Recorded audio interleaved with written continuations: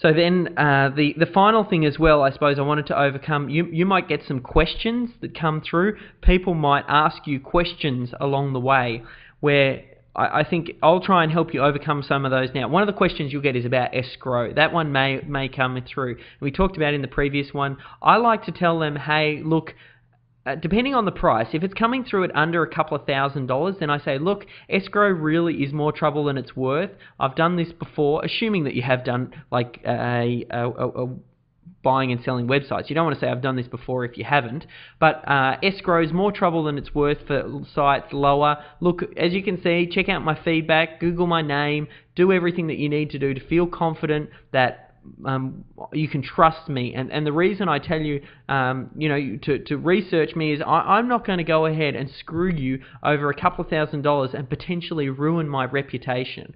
So help them to understand that, and that's why you won't worry, or you don't think escrow is a good idea. But if they really rake you over the coals, then you can go ahead and do escrow. Then when it comes to contracts, as a seller, typically I like to avoid contracts. Same thing with the escrow. If it's under a couple of $1,000s, it's just not worth the hassle.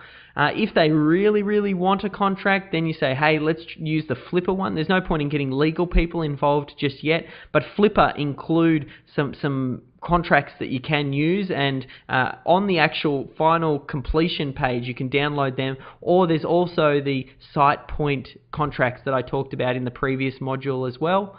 And the other question, the biggest one that we get, it's all about making sure that the site rankings remain, because if someone makes a purchase, they want to make sure that their website isn't going to tank. So to make sure things go as smoothly as possible. Now, we've never really had any issues. All of our websites, everything seems to have stuck.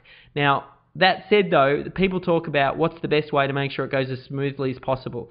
You want to tell them the best thing that you can do, if you can, is keep the same registrar and keep the same hosting account. And if you can as well, make the changes slowly. So I'd suggest tell them, well, first of all, let's move the site over to your website, and either you keep the same hosting account. If you're not going to keep the same hosting account, how about we swap the hosting over to yours? We'll let it sit for a month, and then we'll swap the domain registrar, just so you stagger the move and make sure, like, if something really happened badly, you can quickly identify what it is and backtrack if you need to. Again, I haven't had any real situations where that's happened, but that's something I like to tell them. And also it helps in the education process that I'm going to talk to you about in day number 3, all about how to take advantage of reseller hosting. And when you educate them to make sure that the transition goes as smoothly and cleanly as possible, the best thing that they can do is purchase your reseller hosting package, which we'll talk about.